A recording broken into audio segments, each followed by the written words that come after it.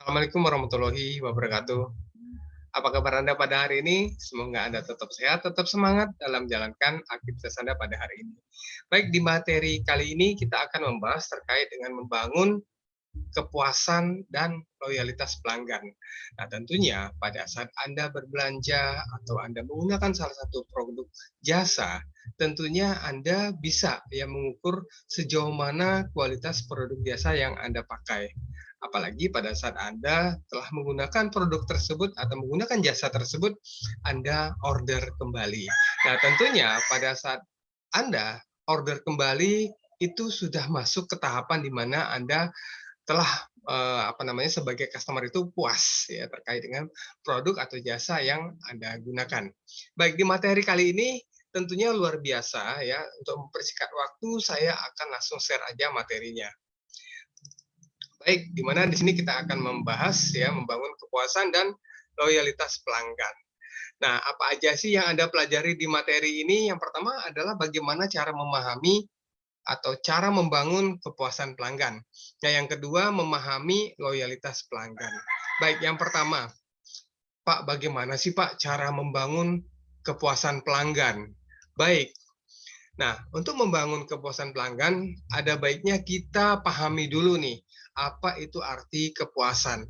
Nah, kepuasan di sini diartikan yaitu sebagai tingkat perasaan seseorang telah membandingkan kinerja atau hasil yang dirasakannya dengan yang diharapkannya. Nah, itu adalah pengertian dari kepuasan. Nah, sedangkan menurut para ahli, yaitu Kotler, bahwa kepuasan pelanggan atau istilahnya customer satisfaction adalah tingkat keadaan yang dirasakan seseorang merupakan hasil dari membandingkan penampilan atau outcome produk yang dirasakan dalam hubungannya dengan harapan seseorang. Nah, udah jelas ya pendapat dari para ahli ini, artinya kepuasan pelanggan itu istilahnya apa yang sesuai yang diharapkannya.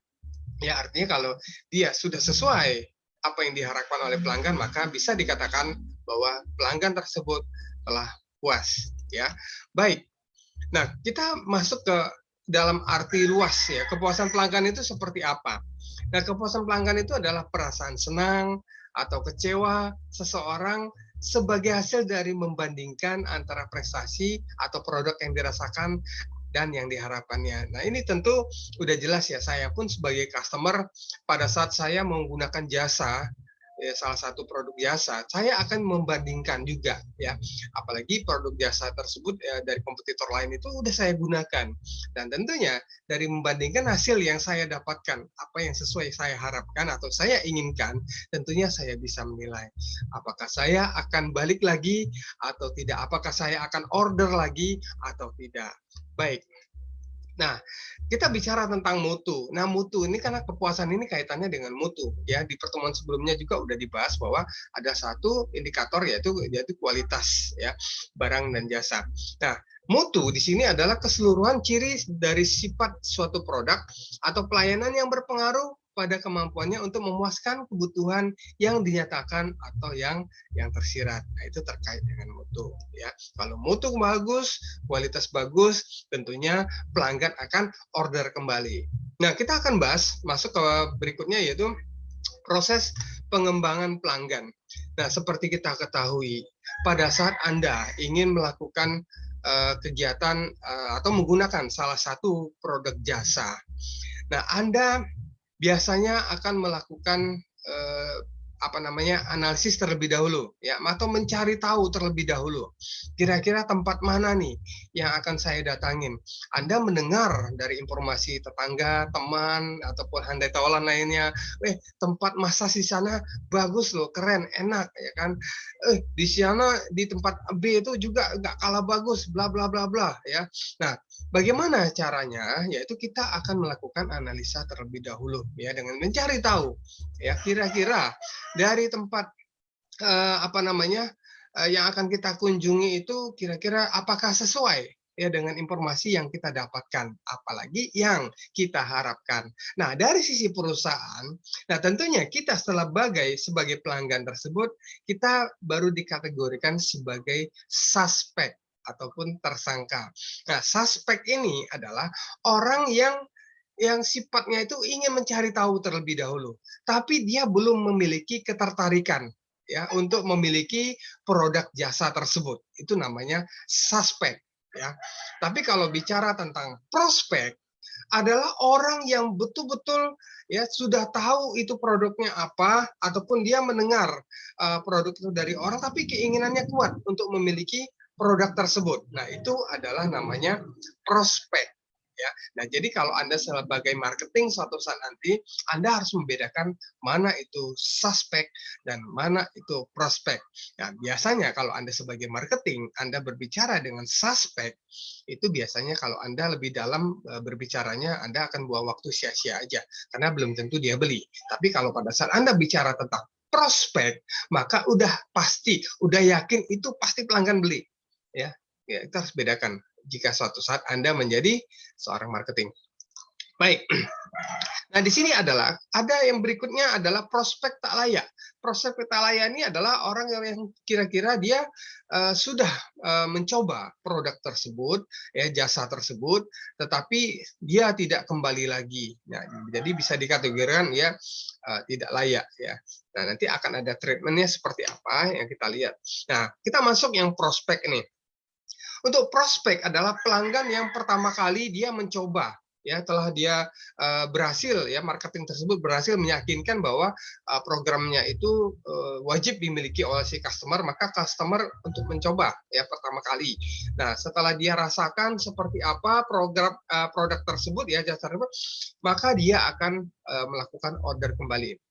Nah, orang yang pernah mencoba pertama kali dan dia order kembali dan seterusnya order order, maka dia dikategorikan pelanggan lama ya. Nah, pelanggan lama ini adalah potensial ya, artinya dia orang yang betul-betul sudah menjadi pelanggan tetap ya, karena dia udah betul-betul memahami bahwa produk jasa itu adalah sesuai dengan apa yang diharapkan. Nah, lama-lama pelanggan lama tadi dia akan menjadi klien ya, klien. Jadi artinya kalau dia udah menjadi klien atau pelanggan yang setia, maka dia akan terus order dan terus order lagi. Walaupun dipengaruhi dengan harga yang turun ya ataupun harga naik, dia akan tetap membeli produk jasa tersebut. Nah, setelah dia menjadi klien tetap, biasanya orang yang menjadi klien tetap atau yang menjadi loyalis ya ataupun pelanggan yang loyal ini, dia juga ada keinginan ya untuk membuka usaha yang sama, yaitu produk jasa tadi ya. Apa sih yang bisa saya dapatkan dari bisnis ini ya? Dia akan mencoba ya, mencoba mencari tahu dan bahkan istilahnya mencoba juga untuk membuka usaha ya, mensupport ya terkait dengan ataupun menjadi mitra ya kalau saya bilang. Dan menjadi kemitraan ini adalah bisa jadi dengan bagi hasil ataupun bisa jadi franchise ya, sistem franchise ataupun dengan cara-cara yang lain. Nah, tentunya pada saat ya ada pelanggan yang apakah dia pelanggan lama, apakah dia pelanggan yang pertama kali, ataupun dia sebagai penyokong ataupun dia mitra, dia tidak berbisnis lagi, dia tidak mencoba lagi produk yang kita tawarkan ya. Ternyata ada karena alternatif lain yang menurut si pelanggan itu dia mendapatkan sesuatu yang baru, yang bagus yang tidak didapatkan di perusahaan kita. Maka otomatis dia akan menjadi pelanggan yang tidak aktif ataupun dia menjadi bekas pelanggan ya. Nah, tentunya sebagai marketing atau perusahaan ini dia harus peka dan jeli, kenapa sih ini pelanggan saya kok lari ya ke tempat perusahaan lain ya? Apakah ada yang salah dengan sistem saya ataupun dari jasa yang saya tawarkan ataupun ada pernak-pernik lainnya yang menyebabkan dia beralih atau pindah ke lain hati ya. Baik. Terus bagaimana cara mengukur kepuasan pelanggan? Nah, untuk mengukur kepuasan pelanggan, nah kita harus pahami dulu bahwa salah satu kunci mempertahankan pelanggan adalah pelanggan itu puas ataupun kepuasan pelanggan. Nah, di sini menurut para ahli yaitu Ciptono bahwa kepuasan pelanggan itu dapat diukur dengan apa? Yang pertama, dengan kotak saran atau sistem keluhan atau saran. Ya, ataupun melalui hotline ataupun telepon ya, customer care atau melalui email kontak center dan lain-lain. Ya, itu adalah yang pertama sistem keluhan dan saran ya. Yang kedua dapat diukur dengan survei kepuasan pelanggan. Tujuannya adalah untuk apa? Yaitu untuk mendapatkan umpan balik. Saya pernah menaiki sebuah pesawat komersil ya, dengan kelas ekonomi ataupun bisnis kelas. Apalagi itu salah satu pesawat yang sangat terkenal ya, milik salah satu maskapai penerbangan BUMN ya. Nah, setiap kali saya menaiki pesawat tersebut ya, biasanya setelah mendekati landing ya ataupun mau mendarat ya, itu biasanya di layar TV biasanya kalau di maskapai penerbangan BUMN ini ada TV-nya ya di tempat duduknya. Itu dia meminta survei kepuasan. Apakah saya puas atau tidak mendapatkan layanan saya dari awal penerbangan sampai dengan mendarat nanti kedatangan. Nah, di situ ada kuesioner ya, saya mencoba mengisi dan saya memahami bahwa ini sangat penting juga bagi perusahaan, apalagi saya sebagai customer juga ya ingin adanya perubahan-perubahan yang lebih baik lagi, tentunya saya isi. Ya.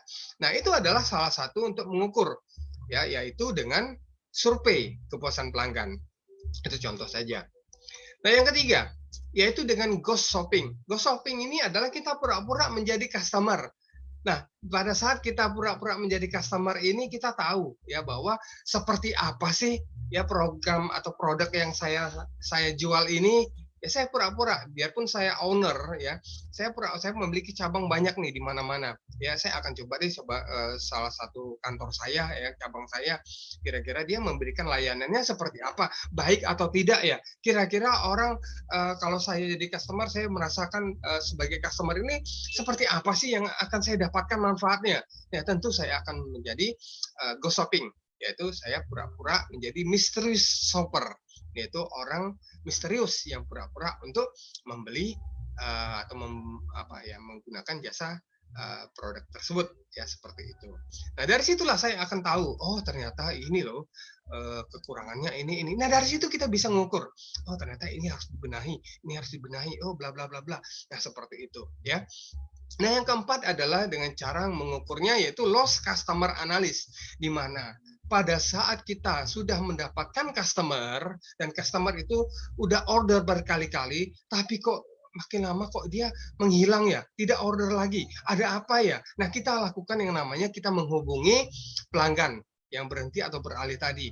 Oh, bisa jadi dia beralih ke produk lain gara-gara ini. Apa sih yang dia dapatkan dari produk lain itu kita coba gali. Ya, kita coba gali, kita cari tahu, oh ternyata dia lebih unggulnya di sini. Dari mana saya dapatkan ini? Ya dari customer tadi yang udah beralih ke kompetitor lain, seperti itu. Nah, itu adalah salah satu ada 4 cara yaitu untuk mengukur kepuasan pelanggan. Baik. Nah, cara membangun kepuasan pelanggan ini sebenarnya banyak hal yang bisa kita lakukan. Yang pertama adalah dengan cara memberikan penawaran yang menarik. Nah, biasanya dengan memberikan penawaran yang menarik ini, pelanggan itu pasti akan merasa dihargai ya. Salah satunya yaitu memberikan hadiah, memberikan diskon atau promo lainnya. Contoh misalnya saya menggunakan salah satu produk Meses ya, jasa terapi pijat ya. Nah, di situ pada saat saya udah menjadi pelanggan tetap ya kan, mereka memberikan promo bagi pelanggan yang sudah 10 kali ya mengumpulkan stroke, dia akan gratis 2 jam terapi ya, seperti itu. Nah, itu adalah salah satu bentuk tawaran yang menarik dan itu menurut saya happy banget ya. Saya menghemat berapa ratus ribu ya untuk sekali terapis untuk pijat seperti itu. Itu memberikan penawaran menarik. Nah, yang kedua ini adalah kita menjaga kualitas produk. Bagaimana pada saat Anda berdagang atau usaha makanan, berilah makanan yang memiliki cita rasa tinggi agar produk Anda tetap diminati. Atau Anda mencari variasi ataupun membuat sesuatu terobosan yang baru atau inovasi baru ya terkait dengan produknya. Jika Anda memiliki barbershop ataupun usaha cukur rambut, bagaimana Anda selaku stylist ya mencoba membuat inovasi-inovasi baru ya terkait dengan misalnya gaya model rambut kekinian yang terbaru dan segala macamnya.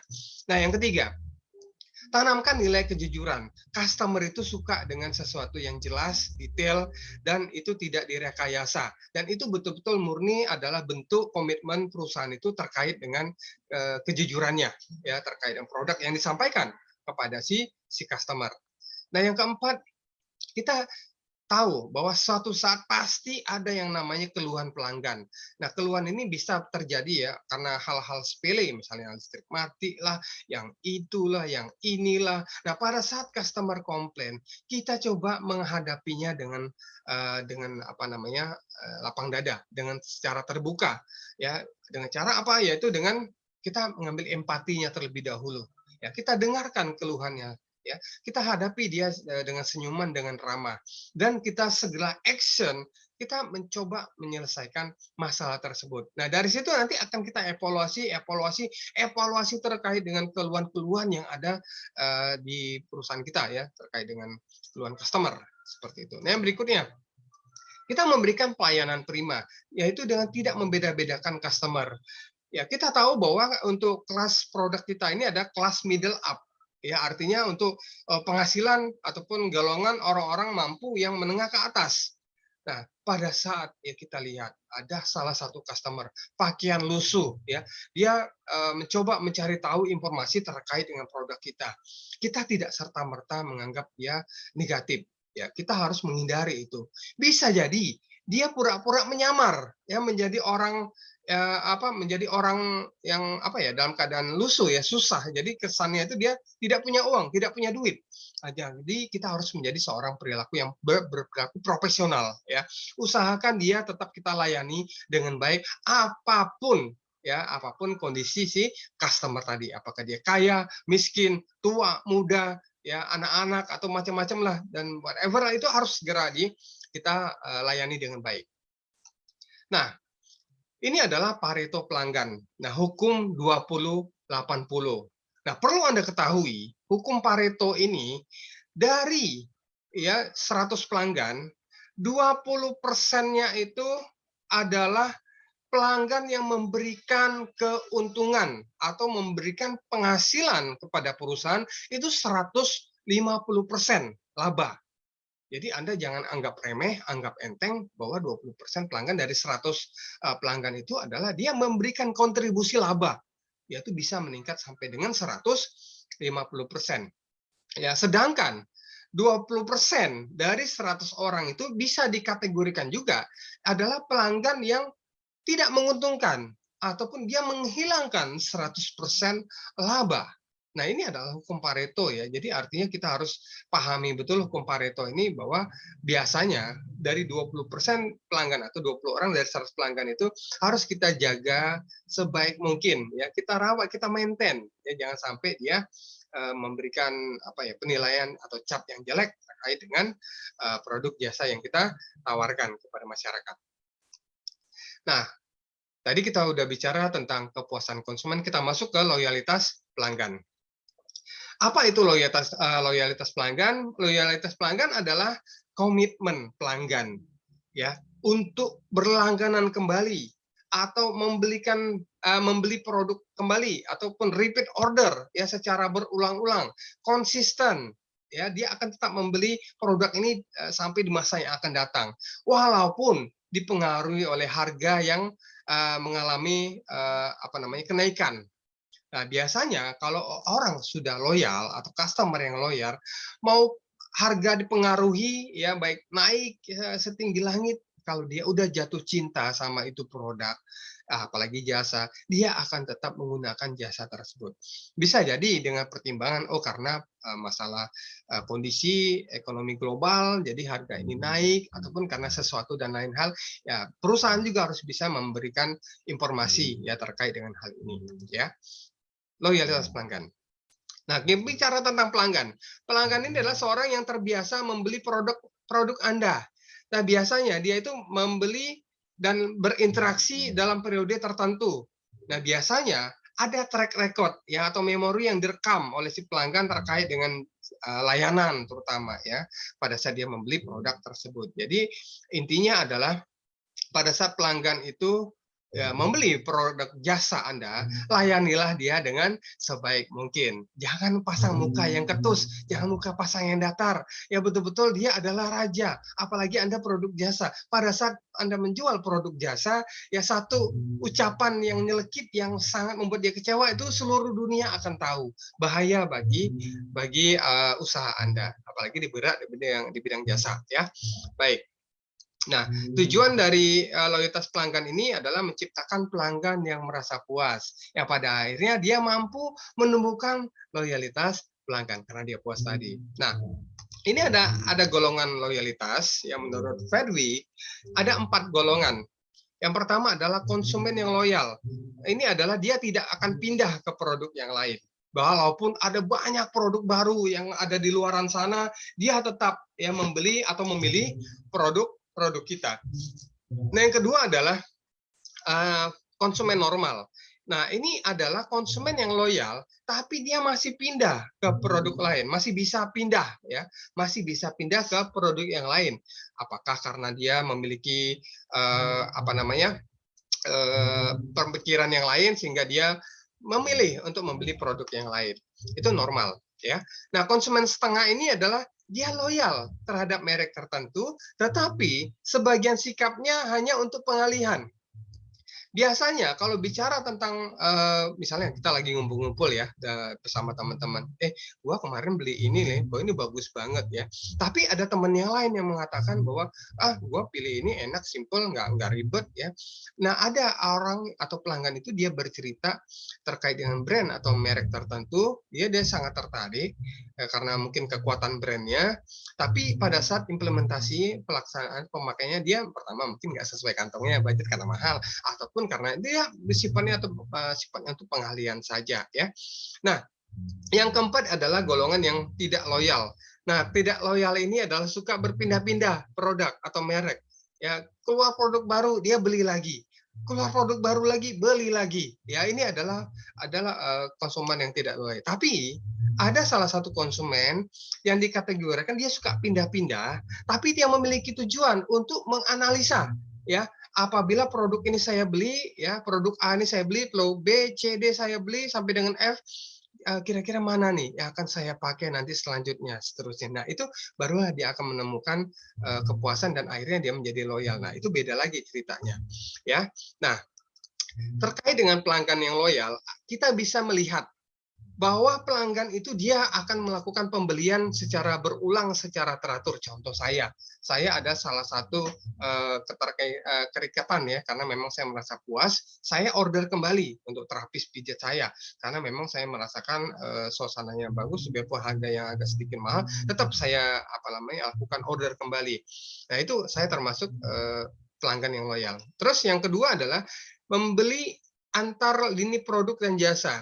Jadi artinya pada saat saya menjadi seorang pelanggan yang loyal, saya menikmati ya apa yang menjadi core bisnis intinya. Pada saat yang saya butuhkan, saya harapkan ini ada di perusahaan tersebut ya. Nah, yang ketiga adalah kita mereferensikan kepada orang lain. Kalau customer itu loyal, dia akan bercerita dari mulut ke mulut ya. Oh, ini bagus, enak, orang akan mencoba, dan setelah dia coba, dia tertarik, akan menambah new customer baru. Ya, kita referensikan ke orang lain. Atau yang keempat, yang berikutnya adalah menuju kekebalan terhadap tarikan dari pesaing. Ya, pada saat kita udah berbicara terkait dengan, ataupun Anda mendengar salah satu teman Anda bicara tentang, oh terapis di sana enak loh, padahal Anda udah punya terapis ya, langganan tetap nih di salah satu perusahaan jasa, misalnya jasa terapis misalnya.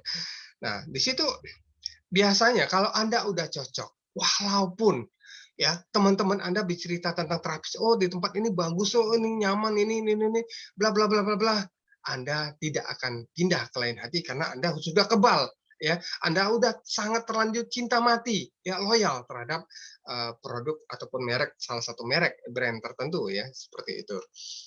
Yang kelima, pelanggan loyal ini dia akan bersedia membayar harga yang lebih tinggi. Walaupun adanya perubahan-perubahan harga, dia akan tetap loyal, termasuk walaupun harga tinggi. Nah, yang keenam, pelanggan loyal ini dia akan menjadi word of mouth. Yang saya ceritakan tadi bahwa dia akan bercerita dari mulut ke mulut, penyambung lidah untuk memprospek pelanggan-pelanggan yang lain. Jadi ini adalah semacam marketing berjalan dengan sendiri ya nih. Ya kita menggunakan dari loyalis ya ataupun pelanggan-pelanggan yang loyal tadi secara tidak langsung itu akan menguntungkan perusahaan kita ya tanpa tanpa ada yang marketing utama yang bercerita udah marketing sebagai loyalis atau pelanggan loyal tadi yang dia yang bercerita secara tidak langsung ya seperti itu.